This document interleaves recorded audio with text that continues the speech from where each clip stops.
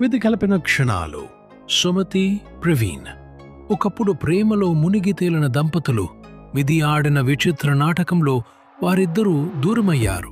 విడాకులు తీసుకున్నారు, కానీ వారి మనస్సుల్లో ఒకరిపై ఒకరికి ఉన్న ప్రేమ మాత్రం చెక్కు చెదరలేదు.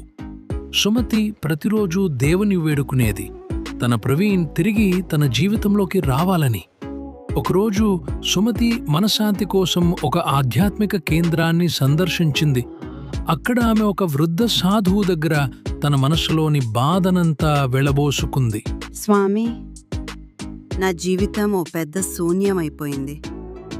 నా ప్రవీణ్ లేకుండా నేను బ్రతకలేకపోతున్నాను. మా ఇద్దరికి ఒకరంటే ఒకరికి ప్రాణం, కానీ కొన్ని పరిస్థితులు మమ్మల్ని దూరం చేశాయి. ప్రతిరోజు దేవుణ్ణి ప్రార్థిస్తున్నాను, నా భర్త తిరిగి రావాలని. బిడ్డ, కాలం చాలా శక్తివంతమైనది. సహనంతో ఉండు. నీ ప్రేమ నిజమైతే విధి ఏదో ఒక రోజు మీకు దారి చూపుతుంది. నమ్మకంతో ఉండు. సుమతి తన బాధను వెళ్లబోసుకుంటున్న సమయంలో అక్కడికి ప్రవీణ్ వచ్చాడు.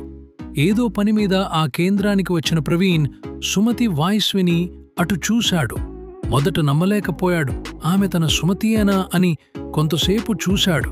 అవును, ఆ రూపం, ఆ గొంతు తన సుమతియే. ప్రవీణ్ కళ్ళు ఆనందంతో నిండిపోయాయి. సుమతి, నువ్వా ఇక్కడ? సుమతి ఉలిక్కిపడి వెనక్కి తిరిగి చూసింది. తన కళ్ల ముందు తన ప్రవీణ్ని చూసి ఆశ్చర్యపోయింది. ఆమెకు తన కలను తనే నమ్మలేకపోయింది. ప్రవీణ్, మీరు ఇక్కడ? ప్రవీణ్ సాధువు వైపు తిరిగి చేతులు జోడించి, స్వామి, ఈవిడ నా భార్య, నా సుమతి. ఎంత వెతికాను ఈమె కోసం. సుమతి వైపు తిరిగి కళ్లలో ప్రేమతో, సుమతి, నిన్ను మళ్ళీ చూస్తానని అస్సలు అనుకోలేదు.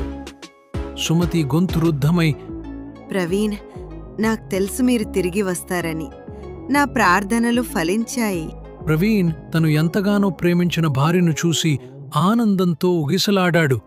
ఆ క్షణం వారిద్దరి మధ్య ఉన్న దూరం, గతంలోని బాధలు అన్నీ మాయమయ్యాయి. వారి హృదయాలు మళ్లీ ప్రేమతో నిండిపోయాయి. ఈ చిన్ని కథ మీకు నచ్చితే లైక్ చేయండి, షేర్ చేయండి, సబ్స్క్రైబ్ చేయండి.